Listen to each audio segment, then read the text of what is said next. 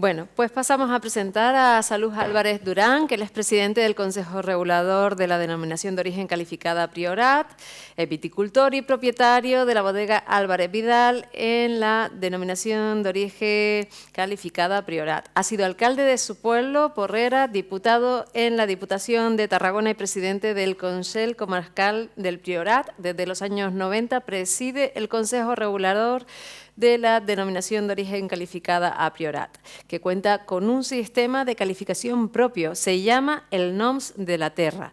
Apuesta por la preservación del territorio para garantizar la máxima calidad y trazabilidad de los vinos que se llevan a cabo. Le damos un aplauso y les dejamos con su exposición. Gracias.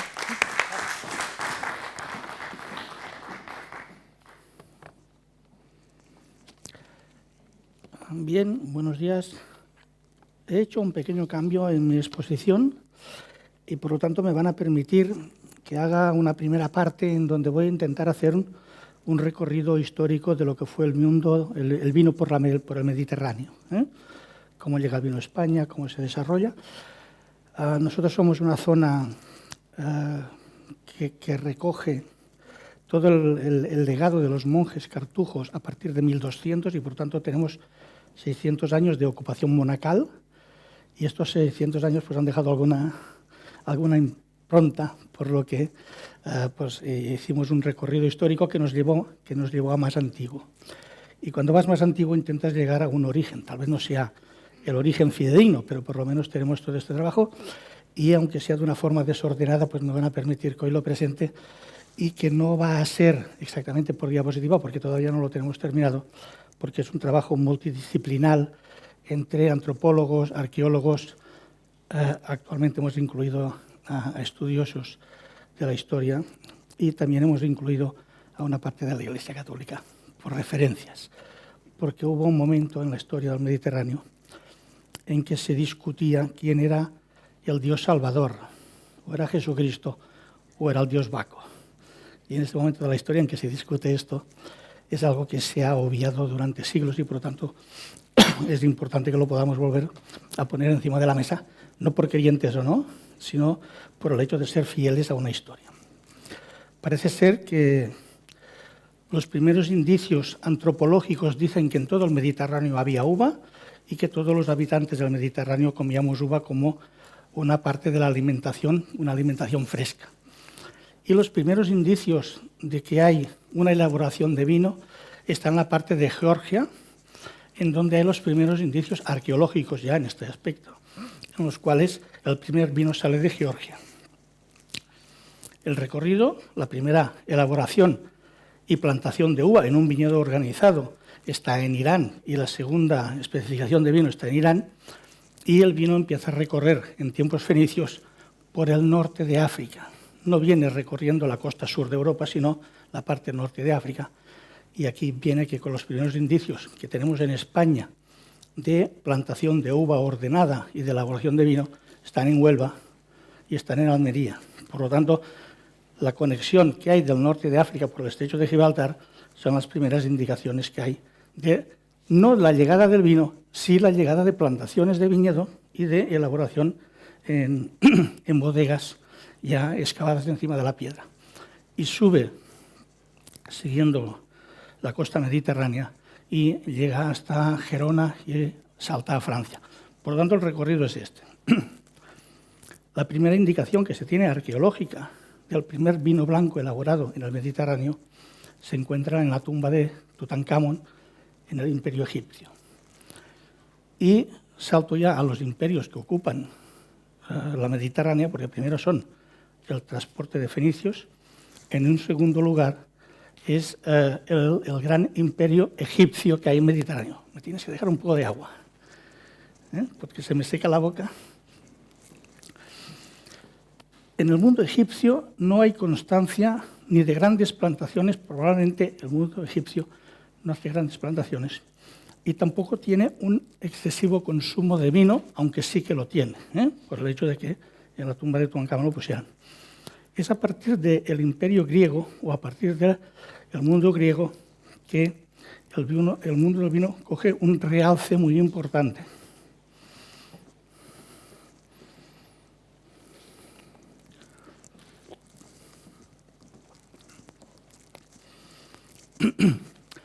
a partir de que son mundos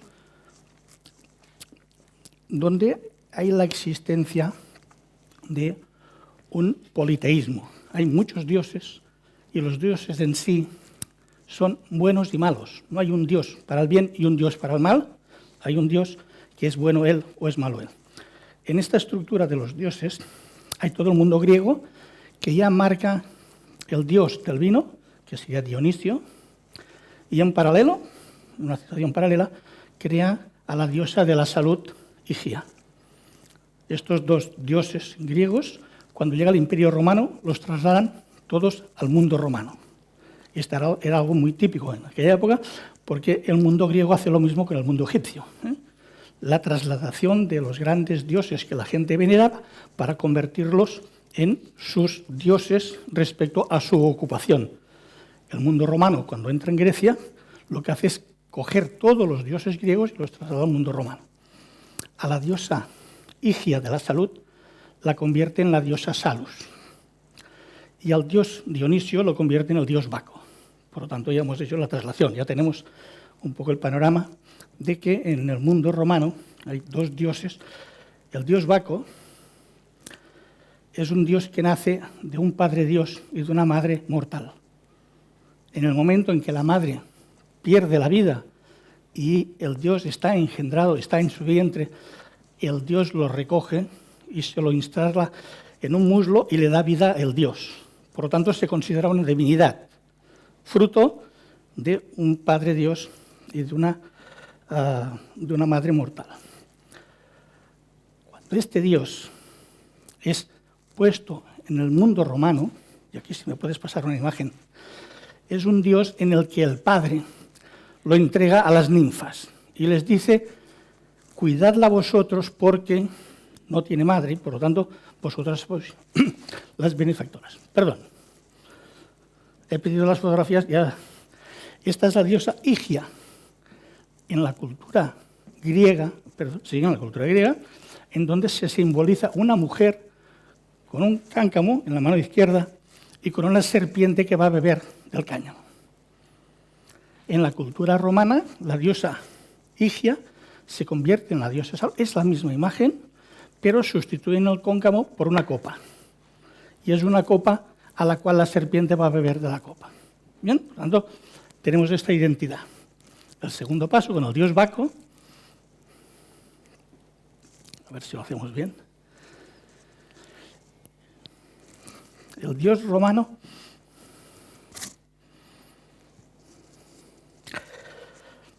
el dios griego era el dios Silinio, el dios romano es Mercurio. Mercurio entrega a Baco a las ninfas y les deja el poder.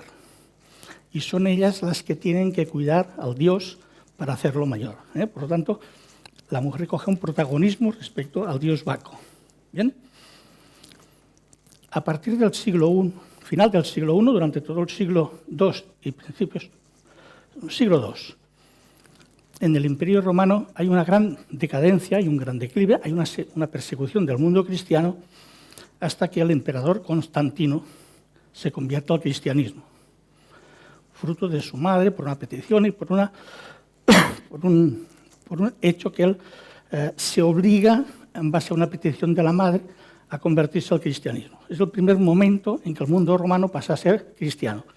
No es obligatorio hasta que el emperador Teodosio el Grande lo convierte en ley. En este periodo convulso de decadencia ya del Imperio Romano,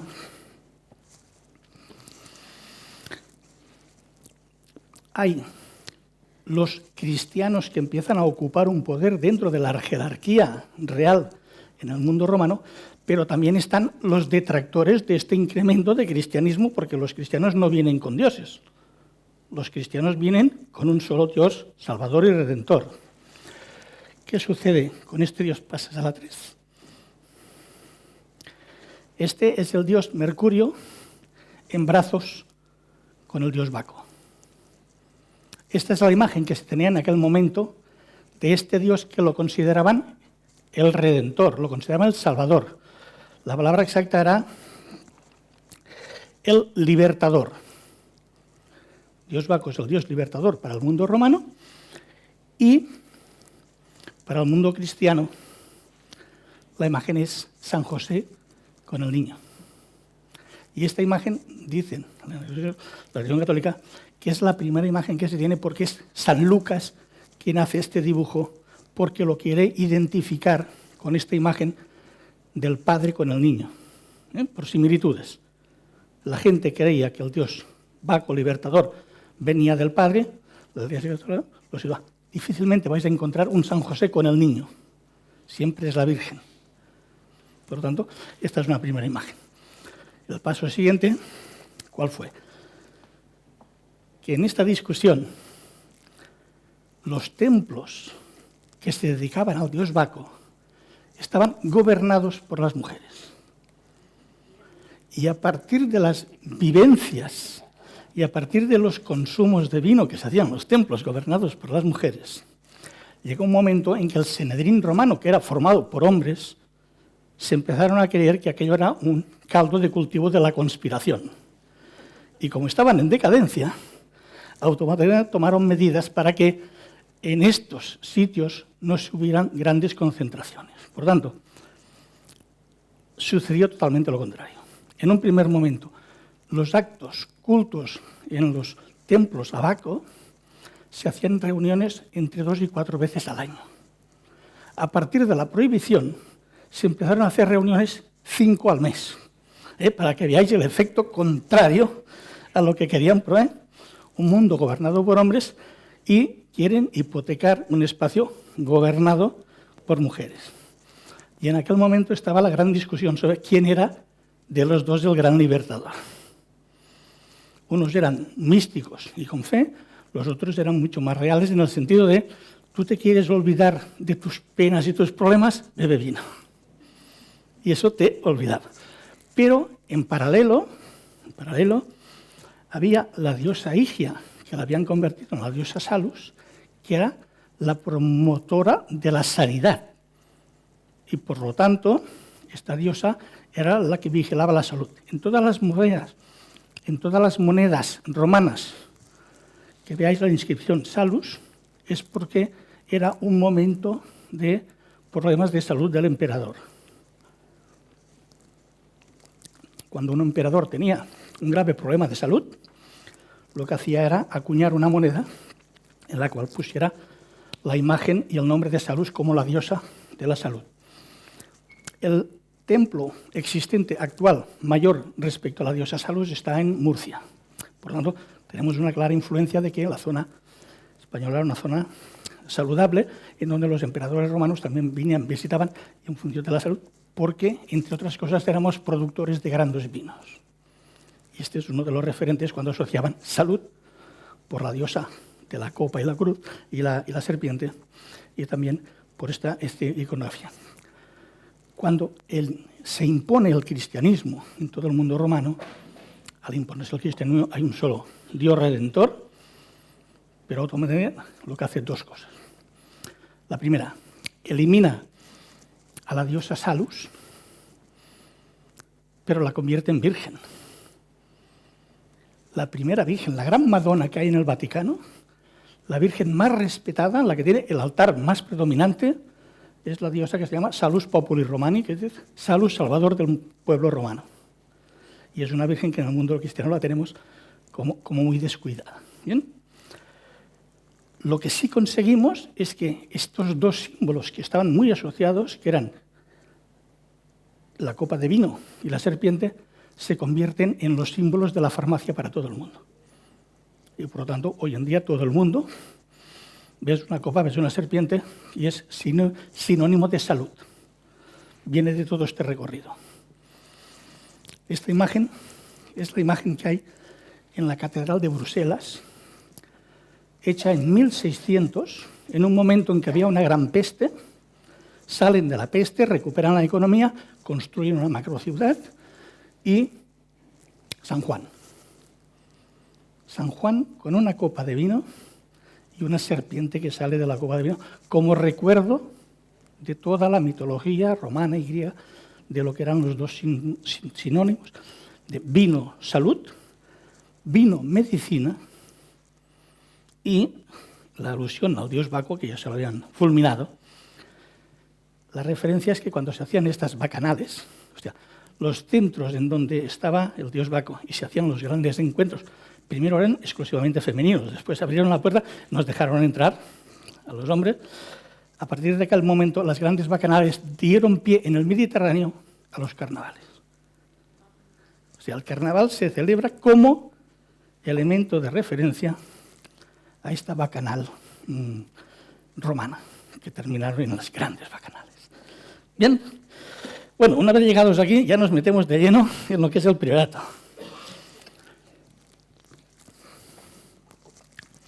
Priorato tiene el referente de vino ya en tiempos fenicios, tiempos romanos, la Gran Tarragona romana. Hay un periodo de una cierta decadencia debido a la conquista musulmana. No se deja de hacer vino, no se deja de beber vino, pero sí que hay una especie de vacío. Son aquellos vacíos históricos de que lo que es incoherente, lo que es incorrecto, lo que es políticamente incorrecto, se deja de escribir. La historia siempre la escriben los que realmente tienen intereses. Y por lo tanto, la época musulmana, aun habiendo cultura del vino, no hay historia documentada. Y Priorato en concreto tiene la suerte de que cuando se empieza la Reconquista, la Gran Chartres francesa quiere expandir su territorio y quiere ocupar una parte de los territorios de Nueva Colonia. Y cuando el rey Jaume I quiere conquistar la zona nuestra, lo que hace es mandar a unos monjes de la Gran Cartuja, participan, y como era evidente, el grupo que colonizaba eran condes, duques, varones. Estos aportaban dinero y soldados, pero no aportaban fe. La fe venía con los monjes, y cuando había el repartimiento de las tierras a los monjes se les entregaban las tierras más difíciles, las menos productivas, las de montaña. Estas tierras ocupadas por los monjes son las que introducían el cultivo de la viña para una gestión del acto religioso, pero también porque en todas las zonas de continuación cartuja europeas ya se habían dado cuenta de que la fermentación y la destilación era algo imprescindible para la sanidad humana. Los grandes centros de curación, los grandes centros de sanidad no pública sino privada, estaban dentro de los conventos, porque son los grandes altruistas, son la gente que se dedica a estudiar el comportamiento de las plantas, son los que lo anotan, son los que lo escriben, y aquello que hacían los druidas de una forma por herencia, por una forma de conocimiento adquirido, en las cartujas se empieza a traducir en algo tan sencillo como las aguas bendecidas. Y las aguas bendecidas eran las que sanaban. Y por eso a partir del siglo XVI-XVII todas las grandes familias tienen que tener un familiar dentro de un convento, porque allí estaba la gran concentración de sanidad pública. Allí es donde estaban escritos las grandes recetas, donde se trabajaba la destilación, donde se trataban los mejunjes.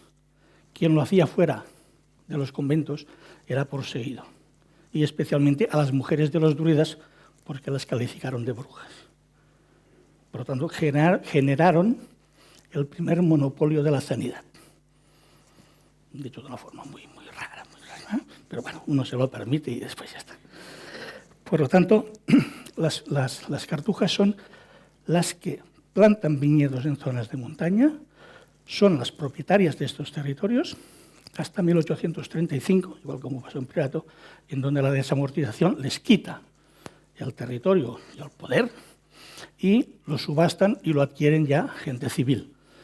Hubo territorios, como el caso del Priorato, que consiguieron tener una gran fama fruto de una producción de un vino muy mediterráneo, mucho color, mucha estructura, mucho grado alcohólico, y esto era considerado la sangre de Cristo. La sangre de Cristo era algo que tenía que tener color, estructura, dulzor, etc. Y por lo tanto, durante siglos fuimos proveedores de vino de misa. Actualmente todavía proveemos un 20% del vino de misa del mundo, especialmente para América y para Sudamérica y para África. Por lo tanto, somos un territorio en donde este producto está muy bien considerado y valorado. Un subproducto que hacemos en la zona es el vino que no terminaba de salir excelente, pero era muy bueno, lo mezclaban con hierbas y le ponían una parte destilado y hacían el vermut. Y todo lo que no salía del todo bien, destilado todo. Y desapareció el vino barato. Cuando tú eres capaz de no tener ningún residuo y no tener vino malo, lo que sucede es que coges un alto nivel de resonancia en el mercado. Es como aquel que va a comprar a una tienda de Louis Vuitton o de Prada, y entra, mira, compra y sale. La mayoría entramos, miramos y no compramos y salimos. Ya está, ¿no?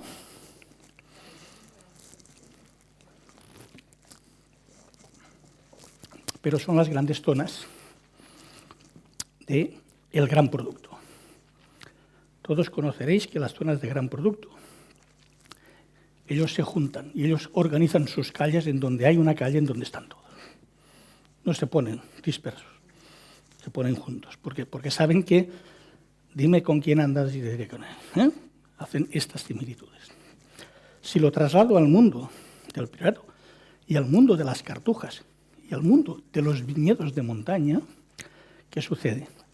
Que nosotros somos una zona privilegiada para hacer grandes vinos, pero estamos muy dispersos. Pero mientras había una gran productividad agrícola, la gente vivía del campo, la gente vivía en el campo, nosotros teníamos nuestro espacio ocupado. Nos llega, pero, el final del siglo XIX, con la gran crisis de la filoxera, pero entramos en el siglo XX con dos grandes retos para nosotros. El primero es la no mecanización de nuestras aptitudes. Nosotros no podemos mecanizar. Y la segunda es que nosotros no somos productivistas. Al no poder mecanizar y al no poder producir más y más barato, el siglo XX para nosotros es un lastre. Es un lastre. Durante 50, 60 años somos incluso el abandono por dos razones. Porque tenemos una costa que a partir de los años 50 tira mucha población hacia el turismo, hacia ser servidores del turismo, y por otra parte hay una gran industria que se proyecta, que también se localiza, que también se lleva mucha industria. Nosotros que vivimos en una zona muy próxima al turismo y a la industria, Tarragona, con toda la química y con todo el turismo de Salou, resulta que los pueblos se vacían. En el año 60, por era una población de 700 habitantes, pierde el 55% de la población en 10 años, pero recupera el 58% de la población a partir de una inmigración proveniente de la propia península. Porque por gente que vivía peor, no llega directamente a la industria porque no tenían contactos, sino que llegan a ocupar el espacio que habíamos dejado, porque allí el retorno de una industria que te permitía tener un salario mucho más alto, te permitía pagar a una persona para que trabajara tus tierras. Esto es un cambio tremendo de ocupación de la población rural.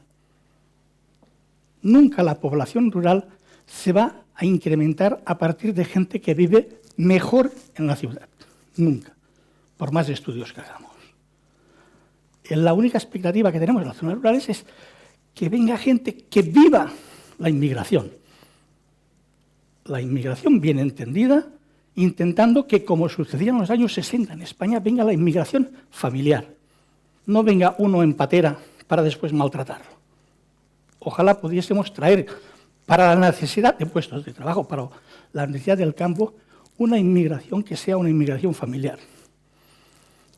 En mi juventud, años 60, dos tíos míos con sus hijos se fueron del pueblo para una vida mejor, uno en Tarragona y otro en Barcelona, pero llegaron 7 familias con niños, que son los que tienen niños, los que vienen de inmigración, y llenaron el pueblo con más gente joven que vieja. Este sí que es realmente un proyecto real de recuperación de población en el mundo. Pero, centrándome en el mundo del vino, el Priorato durante todo el siglo XX es un periodo de decadencia, de abandono de viñedos, de intentar replantar otras avellanos, almendros. No funciona nada, nada.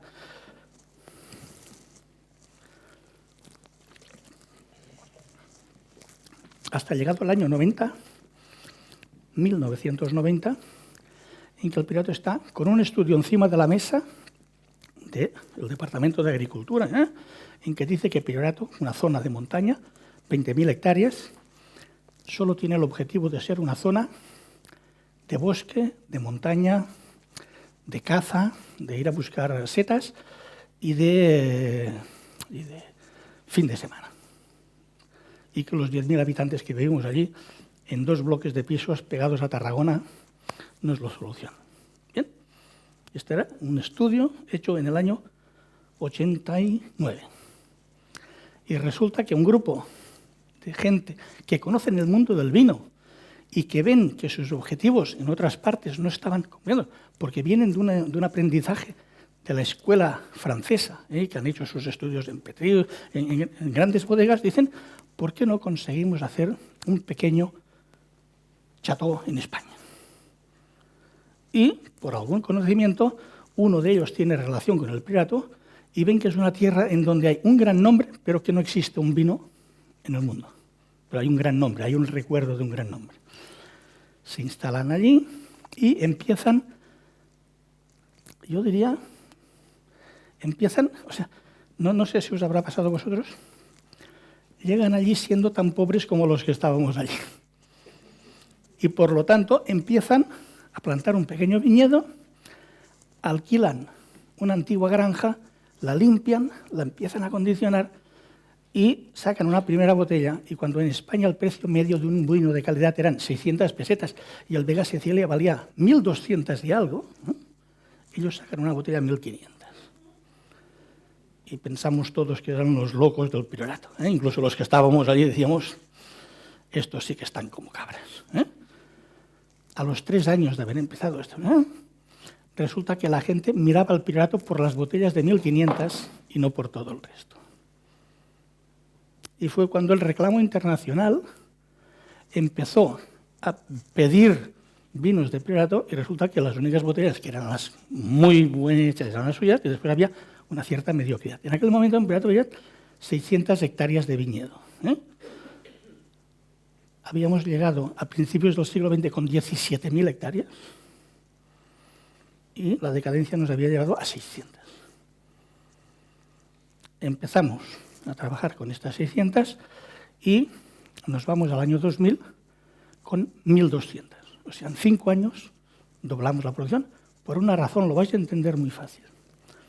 Cuando te llega alguien al territorio, que lo ves raro porque viene como la forastera, te viene raro. Pero resulta que lo ves que es como tú, que va con un coche medio roto, que alquila una granja que tú ya tienes y por lo tanto la limpia, la acondiciona y que es capaz de conseguir meter un vino a un precio espectacular. La gente se preguntó, ¿qué se tiene que conseguir para poder hacer algo parecido? Porque como lo han hecho ellos, yo también lo puedo hacer. Aquí no ha llegado el millonario que ha invertido 100 millones, 200 millones, ha hecho su gran poder. No, aquí ha llegado uno como yo, que incluso el primer día me tuvo que pedir si le podía ayudar yo a arreglar el camino porque no podían entrar y yo con mi desbrada le eché una mano. O sea, esto lo puedo hacer yo. Pero no conozco el mercado, pero no conozco... O sea, había una serie de inexperiencias que las pusimos en valor. Y aquí es cuando empezó a surgir una revolución en Priorato, que es que el viticultor, el chaval joven, el que se quería quedar, vio una luz por el cual trabajar y poder vivir. Y entonces empezaron a ilusionar los jóvenes y los mayores porque decíamos, o sea, toda mi vida podando viña, si ahora encima me la pagan, pues esto es genial. Y se empezó a plantar viñedo desordenadamente. ¿Por qué? Porque en aquel momento, si no plantabas Cabernet, Merlot y Syrah, no eras nadie. Y uno de los grandes errores de aquel momento fue que incluso ellos pagaban la Cabernet, la Merlot y la Syrah al doble de precio que la Canillena, que la que teníamos ayer toda la vida. Y ya no hablábamos de otras variedades porque era ridículo hablar de ellas.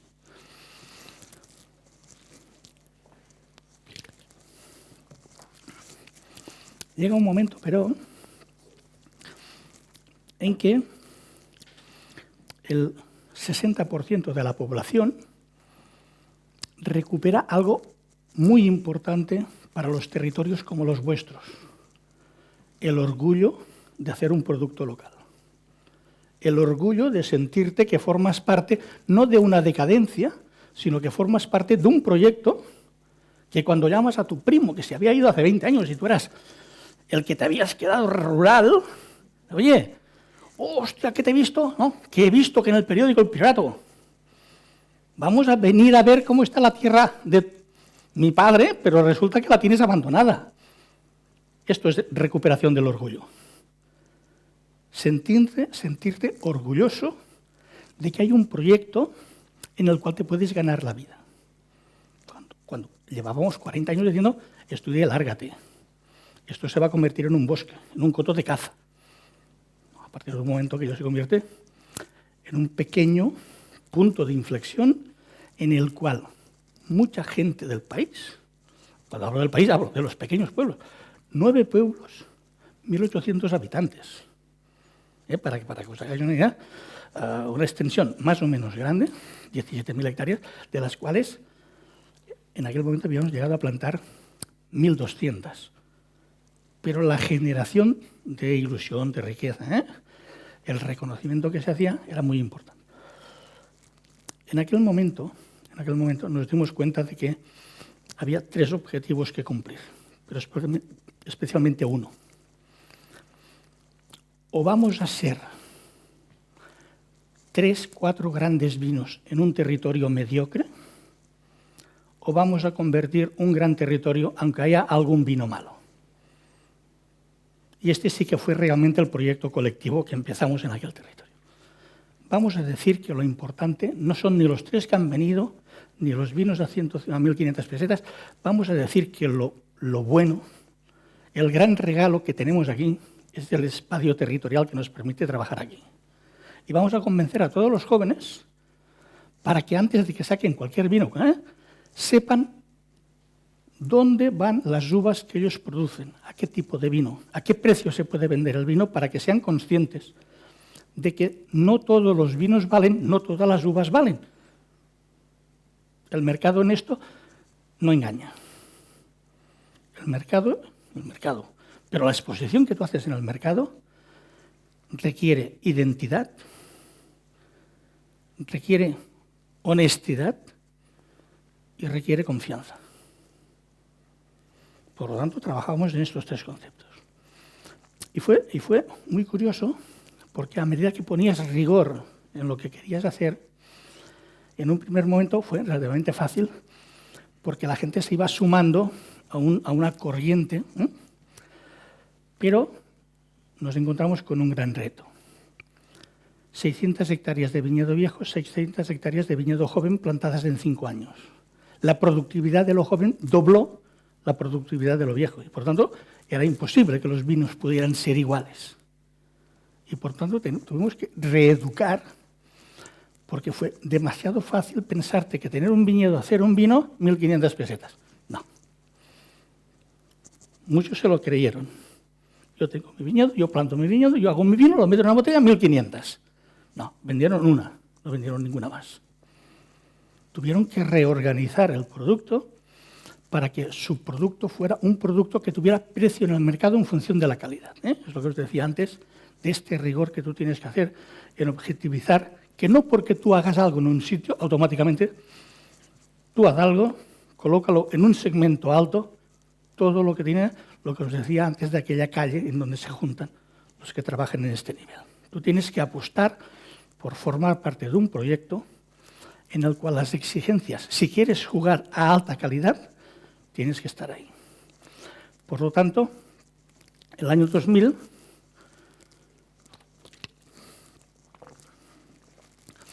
habíamos hecho ya un trabajo en el que el 100% de la producción agrícola, el 100% de la elaboración y el 100% del embotellado estaba dentro de la denominación de origen. Y con un criterio colectivo en donde las grandes presumían de haber provocado que pequeños también subieran y los pequeños presumían de tener a los grandes delante. Un momento relativamente fácil gracias a este proyecto de unión de los conceptos. Y fue cuando, a partir de obtener el 100% de toda la producción dentro de él, fue cuando nos permitió optar para ser una denominación de origen calificada como ostentaba Rioja. Por lo tanto, cumples la normativa, por lo tanto te tienen que dar el título. ¿Por qué queríamos este título? Porque en aquel momento, y para España, y para la península, queríamos ser un ejemplo de que los pequeños también podemos vivir. Y hay la Gran Rioja calificada y hay la Pequeño Priorato calificado. Suma de 100 bodegas que todas juntas no somos ni una bodega mediana de Rioja, pero tenemos nuestro espacio y tenemos nuestras posibilidades y tenemos nuestro reconocimiento. Y entonces fue cuando nos dimos cuenta de que la macrooligarquía española del vino, que son este complejo, resulta que ellos siempre se habían considerado vinos grandes de España y no dejaban juego a nadie más. O eras grande o no eras nada. Pero cuando empezamos a salir los pequeñitos nos dimos cuenta de que empezaron a cambiar el objetivo de sitio, el adjetivo. Y se empezaron a llamar grandes vinos grandes de España. Y dijimos, bueno, aquí hay gente que va a jugar a todo. Y entonces a nosotros nos defendíamos diciendo algo muy sencillo, lo vais a entender muy rápido. España es vino. España es vino. Mayor productor de vino del mundo. No. Mayor país con hectáreas plantadas de viña. Esto sí que es verdad. Mayor país, hectáreas plantadas. Por lo tanto, en España, que es el mayor país de viña, hay una España olvidada, vaciada, no productivista, no mecanizada. Nosotros. Y hay una España mecanizada, industrializada, productivista, con objetivos actualmente ya de 18.000 kilos de hectárea, con riego, espaldera, en una zona como La Mancha que decíamos que no le vemos futuro. Pero están ahí, Y zonas donde la producción no llega a 3.000 kilos de hectárea, ellos consideran que no tiene futuro somos nosotros. O sea, estamos en esta... Y entonces el concepto es el siguiente. Vamos a intentar que en el vino, y ahora sí que nos vamos a meter en el vino, vino grande o gran vino. Esta es la regla. En España hay vino grande, y son estas macroexplotaciones, macrobodegas, etcétera, etcétera, y después estamos los grandes vinos. Producciones pequeñas, limitadas, porque somos prisioneros de nuestro propio territorio. No porque queramos ser así, es que somos prisioneros. Vienen las grandes empresas a instalarse en cualquier parte, incluso en La Gomera, y más de 5 hectáreas no pueden tener, porque es antirrentable, antiproductivo. ¿Yo qué coño hago aquí? Se preguntan. Porque objetivan la calidad en otros conceptos. Por lo tanto, ellos son grandes vinos grandes y nosotros somos grandes vinos. Porque el mercado internacional de la calidad no te exige volúmenes, te exige singularidad. Bien, hicimos este proyecto, que no fue... porque, por una razón, lo vais a entender muy rápido. España, 800.000 hectáreas de viñedo. ¿Cómo vamos a comprar vino a Madeira si no nos podemos terminar el que producimos nosotros? Punto. Compran los grandes países que lo compran todo. Países no productivistas. Estos son los grandes expertos en vinos del mundo. El primer informe que yo quise tener de priorato serio lo fuimos a buscar a Inglaterra. Porque los Masters of Wine son gente que estudia en el mundo del vino porque ellos lo compran todo. Y quien compra quiere referencias. Y las grandes referencias del mundo del vino en el mundo están en Inglaterra, un poco en Francia, pero están en Inglaterra. ¿Por qué? Suiza. Y el gran mercado que lo compra todo. Por lo tanto, ¿por qué son compradores? Porque no producen lo suficiente para... España produce excesivamente incluso lo que no consume ni para sí mismo. Por lo tanto, ¿cómo vamos a ser compradores de vino?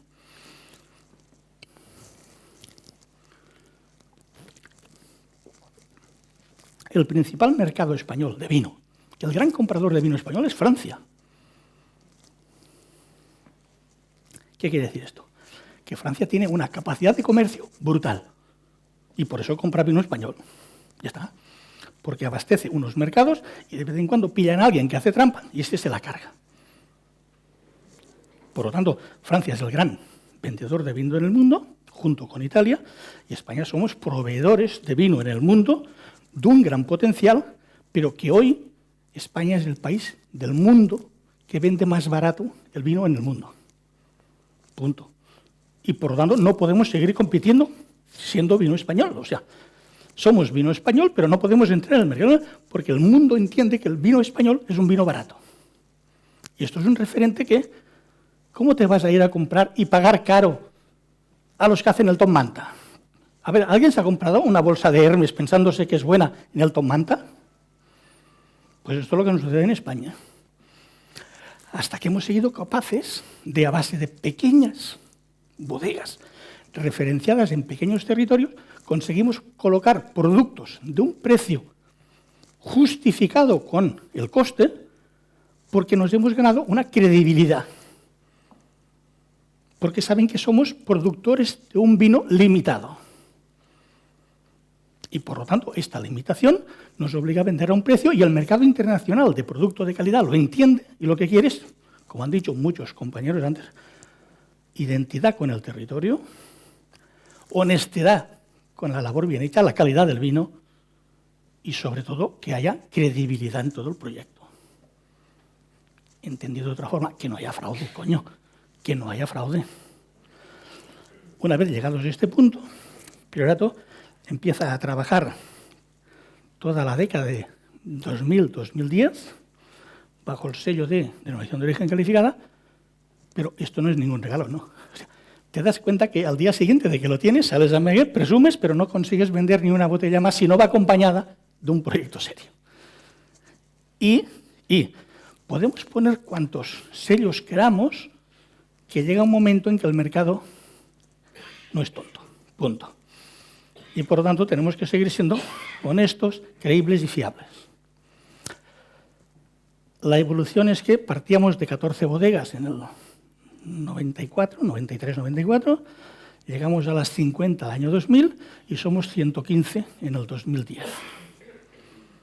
En este momento somos 115 y se van implementando una media de 3 bodegas cada año, siempre se cae alguna, porque uno de los trabajos que hacemos desde el Consejo Regulador es fomentar que la gente joven que tenga viñedos se ilusione en hacer sus primeras botellas de vino, porque es el recorrido. Porque pretendemos que haya, en este momento hay alrededor de un 60% de bodegas en Priorato hechas por nativos, hechas por gente que eran viticultores y que se han ilusionado a hacer su vino, y algunos evidentemente se caen porque no son empresarios. Pero como mínimo la ilusión de que lo hagan es, porque no hay nadie más valedor del vino de Tudela que el viticultor, el que se ha estado 5, 6, 7 años cultivando una viña. ¿Bien? Y esta es la gran experiencia. Actualmente tenemos una bodega que sale de este proceso de gente joven recuperada o de algún viticultor que viene con un familiar que ha plantado viña y 2 inversiones que vienen.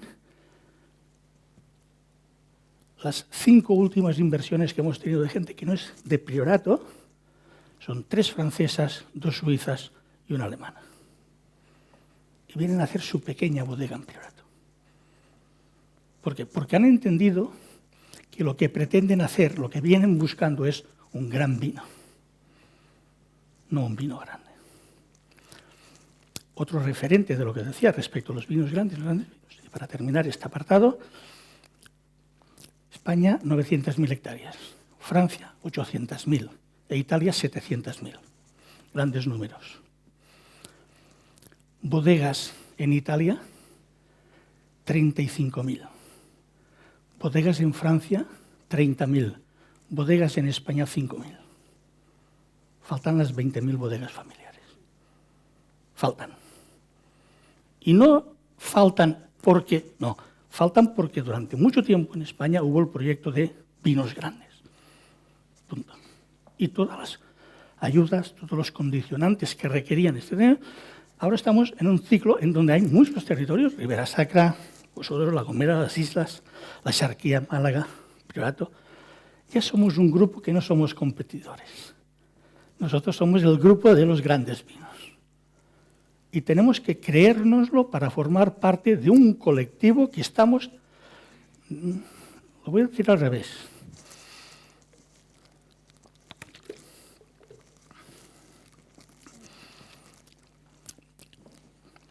...20.000 hectáreas de un viñedo en La Mancha, a 15.000 kilos, son 300 millones, más o menos. Puedo equivocarme. Si estas 20.000 hectáreas se repartieran por todos los territorios de montaña de España, la producción la reduciríamos en una sexta parte y crearíamos 10.000 bodegas y generaríamos 20.000 puestos de trabajo. Números muy claros, ¿eh? 20.000 hectáreas en La Mancha, 3 familias con 14 tractores. Y algunos ya incluso sin el tractorista porque lo llevan vía satélite y todo mecanizado. Este es un proyecto. Yo no digo que este proyecto no tenga que existir, ¿eh? No. Este es el proyecto de los vinos grandes. En España hemos de empezar a trabajar para un proyecto de los grandes vinos. Porque en esta hectárea de La Mancha, en este circuito de una hectárea llana completamente, es muy difícil decir que tienes 100 botellas que valen 3 veces más porque resulta que no sé qué.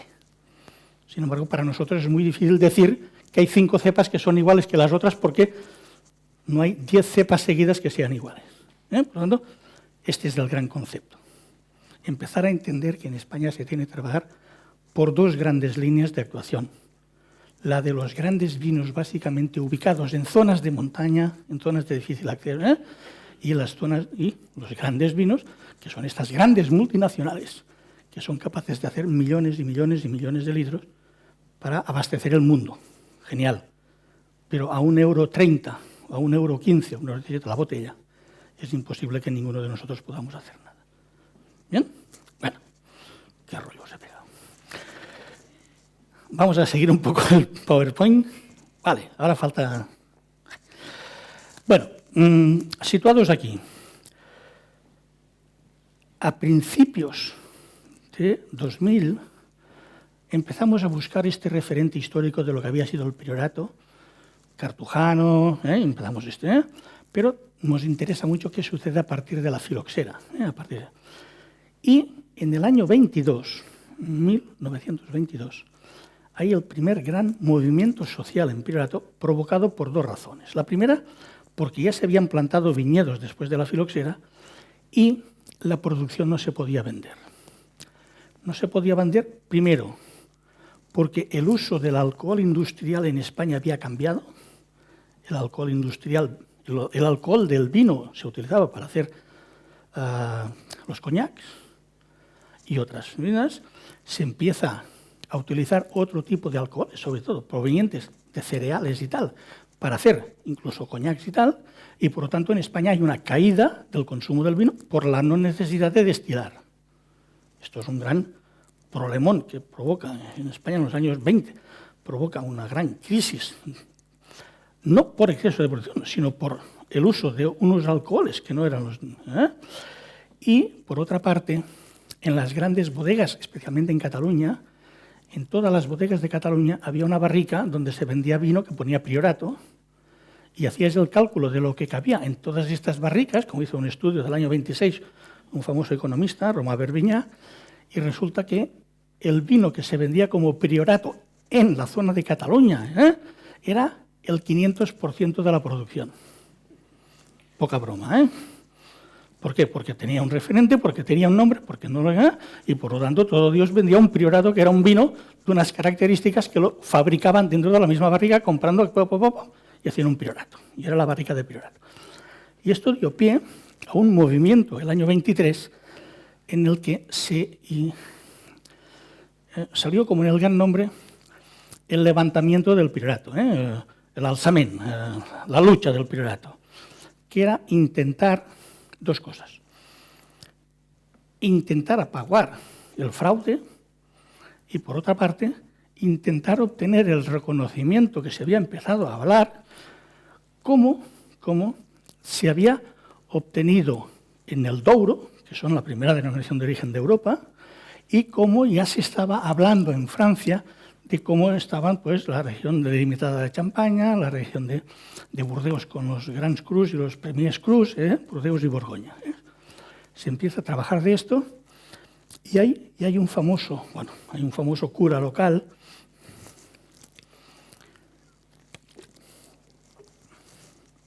que nos dice, que hace toda una serie de escritos, en donde dice que los vinos, aparte de ser buenos y aparte de ser fiables, tienen que tener una indicación de propiedad de territorio.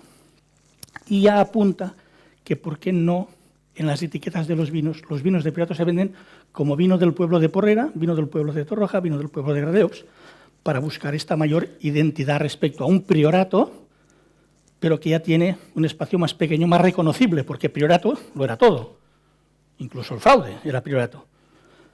A la que seamos capaces de poner priorato de Porrera, pues estamos haciendo el espacio más pequeñito y por tanto habrá menos producto.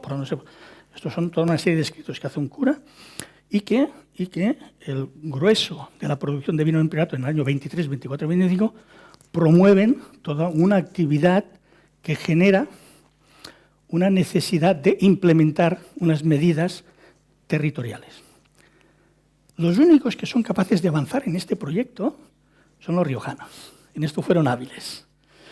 Y consiguieron que los primeros escritos del año 27, ellos ya se los autoimpusieran, aunque la mayoría no los cumplieran, pero ya tenían un pequeño reglamento esbozado sobre cómo funcionar, sobre cómo tenían que ser.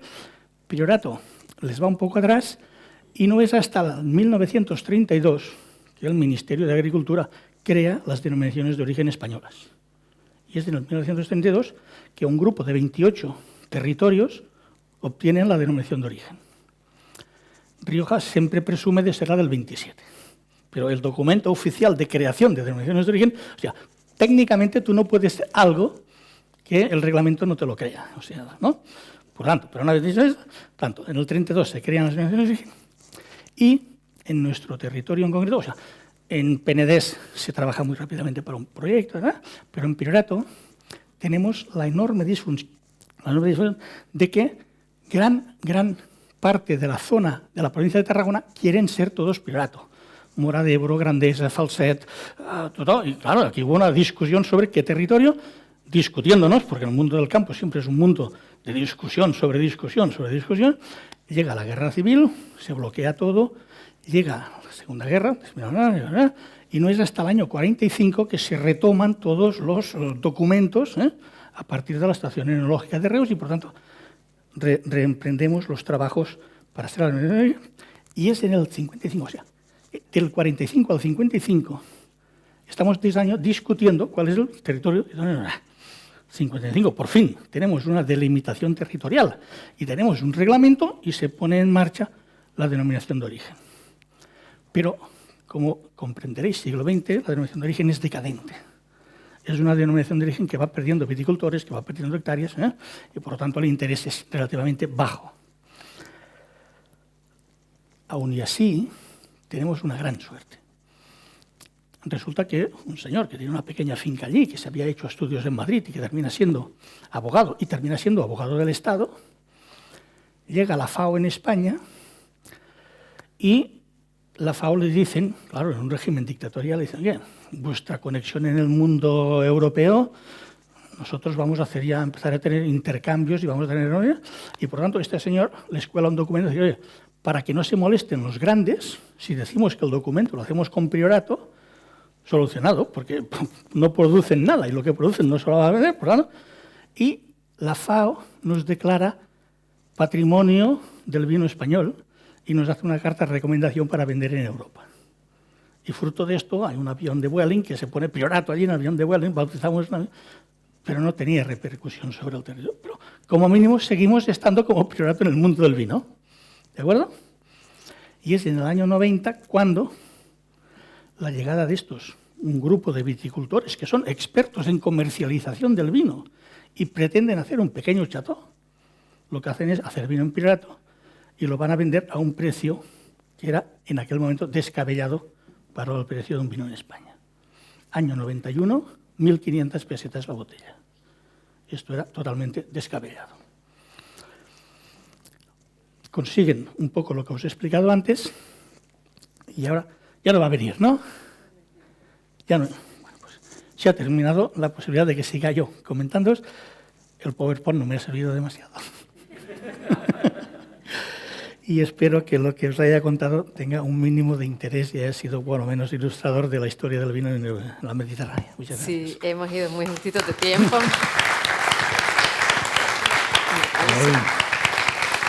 Pero no vamos a dejarles sin la oportunidad de que hagan alguna preguntita, si quieren. Y si no, ahora cuando vayamos a la comida, pues podemos continuar hablando. Mira, sí, hay una pregunta al fondo. Hola, ¿qué tal? A nivel de enoturismo, estas pequeñas realidades, todas juntas, consiguen crear una oferta interesante. ¿Estáis en el marco de alguna ruta, no ya a nivel de rutas del vino de España, pero me refiero a otro tipo de actividad o como...?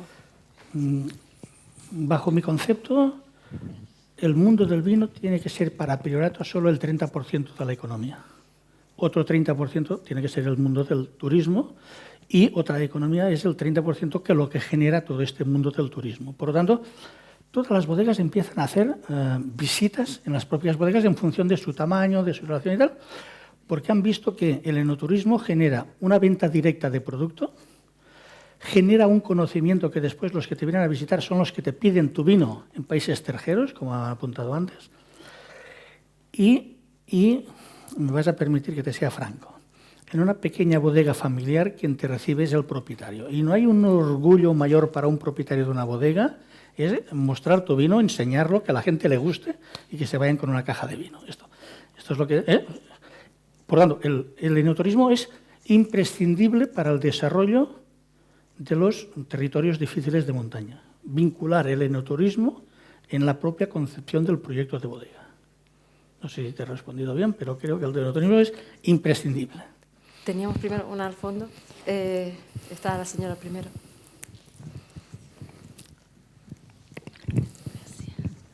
Gracias, una presentación desde mi punto de vista preciosa.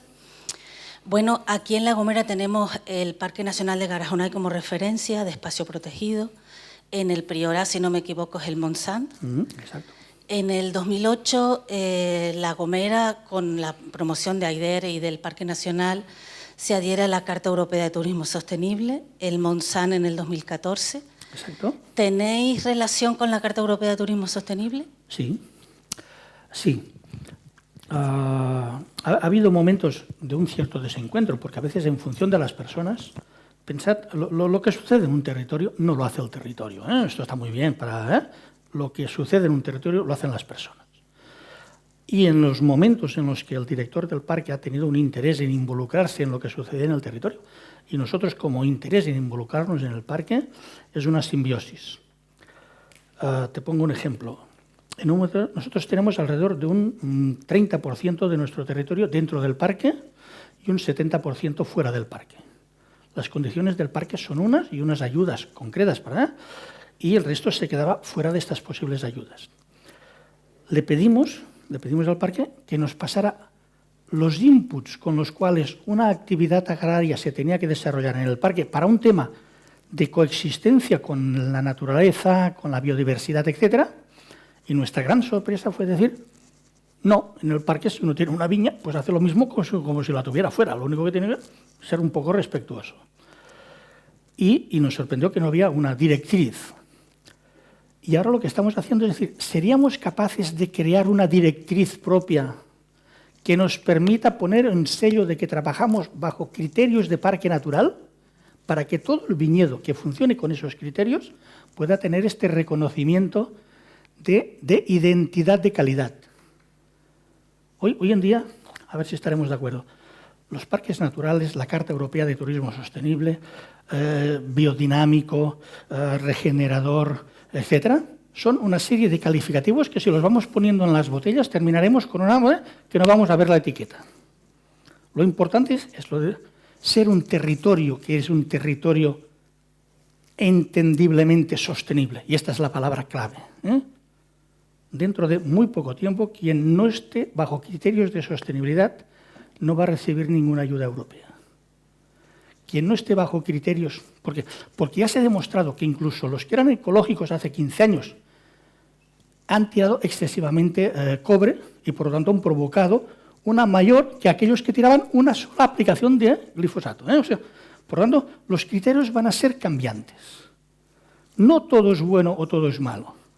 Va a haber un criterio de sostenibilidad, aquello que va a permitir que el espacio del viñedo tenga una continuidad. Y si para que tenga esta continuidad se tiene que utilizar algo que puede provocar un pequeño daño, pero que no es un daño considerable, se va a admitir. La prueba está en los parques. Viñedos que están en un parque natural hoy utilizan glifosato.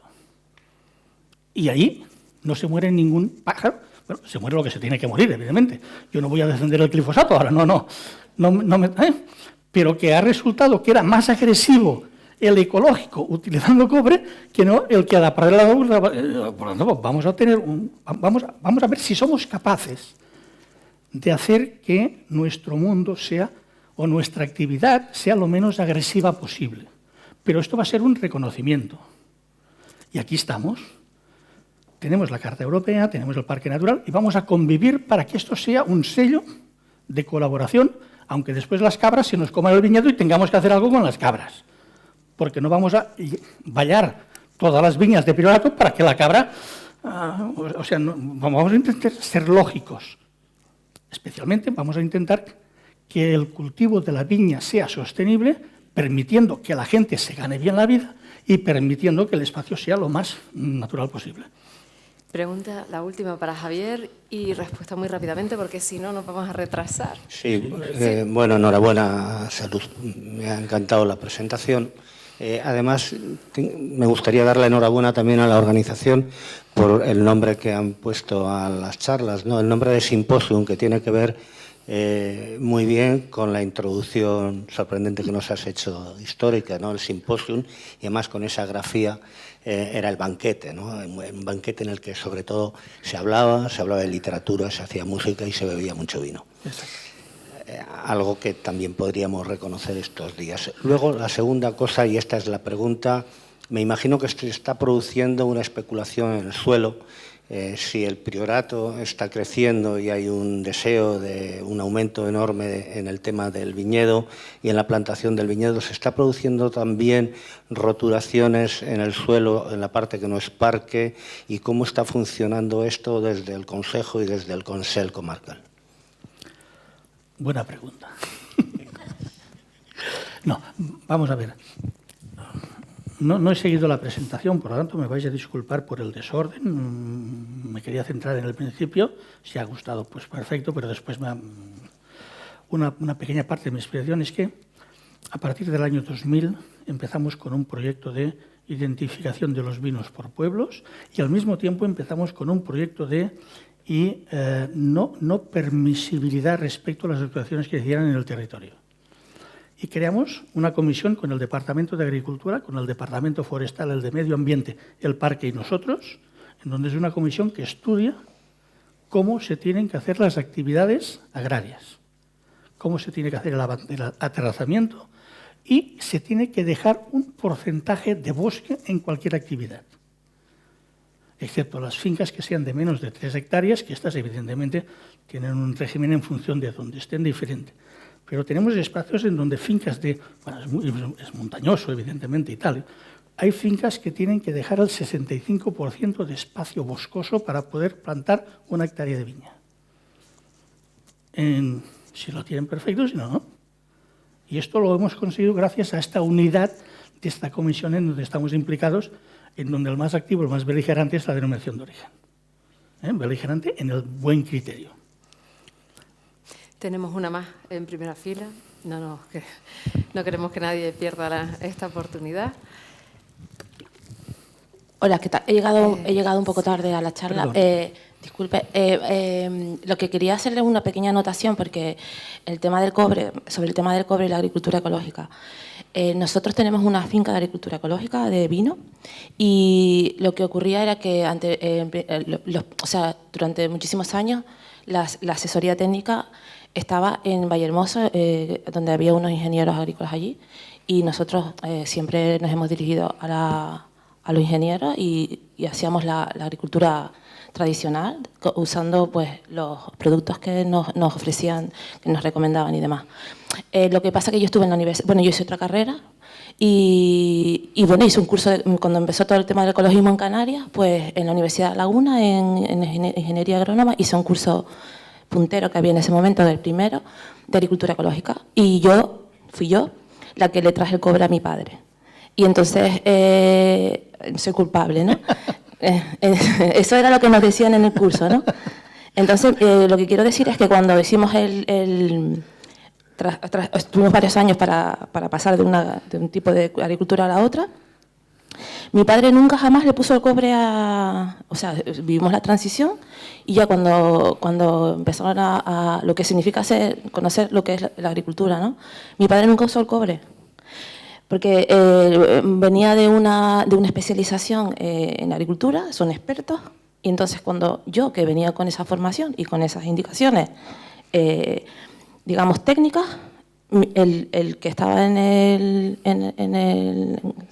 se encargaba mi padre y sus trabajadores, nunca jamás usaron el cobre, porque no lo consideraban apropiado. Y eso que lo necesitaban, sobre todo tenemos 2 fincas, en una sobre todo, pero en la otra usaba azufre, y me dijo que no lo iba a usar, y ya está. Y eso es lo que quería decir, de que ponerse en manos de inexpertos y empezar de cero es un tema bastante delicado, y luego, por culpa de eso, pagamos justos por pecadores, y es una pena porque eso lo que denota es que esas personas no son expertos y se han dedicado a una profesión que en ningún caso dominan y nos afectan a los demás. Y ahora que estamos viviendo el tema de fraudes por todas partes, simplemente decir que felicitar a todas las fincas que han apostado por la arquitectura de máximo nivel en el Mediterráneo, sobre todo, que han apostado por ese tipo de financiadas normalmente por lo privado, o grandes inversiones. Hay un cantante que tiene de un arquitectos muy prestigiosos y felicitarles, y que cuando, a nuestra finca, como teníamos al mejor enólogo de España en aquel momento trabajando con nosotros, se nos acercaban unas personas de un nivel cultural elevadísimo, y nosotros nunca hemos ofrecido nada que tenga que ver con un fraude. ¿Vale? Gracias. Muy bien. Me vas a permitir, este es el claro ejemplo de cuando yo hablo de un colectivo. El colectivo nunca se tiene que sentir arrastrado por el individuo, y el individuo nunca tiene que sentirse destruido por el colectivo. Cuando hablamos de que el cobre en un momento determinado, especialmente porque algunas gentes de muy buena fe querían ser ecológicos, resulta que después se ha demostrado que algunas prácticas, no todos, pero algunas, llevan a conclusiones que no son del todo lo acertadas. O sea, en algunas prácticas no se consigue el objetivo y encima tienes una sensación de desplomo. Yo que quería ser, resulta que ahora no soy. Pero este es el evidente de que, mirad, hay una frase que la decía mi abuelo que me encanta. No sé si viene muy a juego, pero solo... Es que es en catalán, coño. No, lo digo primero en catalán y así sí. Y luego lo intentamos traducir. Només les estàtues de guix no fan ni caca ni pix. Francesco. Los humanos, ¿sí? O sea, solo las estatuas de yeso no hacen nunca ni pipí ni caca. Los demás mortales, todos hacemos algo en un momento determinado. O porque queremos, o porque nos da la gana, o por llevar la contraria, por lo que sea. Por lo tanto, todos tenemos esta pequeña parte de que cuanto un colectivo más extenso seamos de gente honorosa, vamos a tener un gran territorio honoroso. Aunque nos equivoquemos, aunque tengamos pequeñas experiencias que no funcionan, aunque aquel que era el líder resulta que un día no sé qué, dice, me voy, no. También tiene su momento de error, su momento de fallos. Esto es lo que tiene que intentar que un colectivo convierta, y ahora me vaya a permitir, La Gomera en un territorio de grandes vinos, o que sean 3 bodegas muy buenas y después el territorio sea mediocre. Porque esto se consigue con el paso del tiempo. Porque no todo el mundo ecológico va a ser sostenible, pero nadie va a ser sostenible si no decimos cuáles son los criterios reales de la sostenibilidad. Y este es el gran concepto. ¿Y cómo adaptamos la sostenibilidad a La Gomera? que seguro será diferente de la de Priorato, de la de Rías Baixas, de la de Douro, de cualquier parte. Por lo tanto, los criterios de sostenibilidad se tienen que crear a partir de las necesidades de cada territorio. Si lo entendemos, bien. Si no lo entendemos, tendremos un gran problema de sostenibilidad. Señores, un placer. Muchísimas gracias. Volvemos esta tarde a las 4 en punto. Regresamos con la jornada de tarde.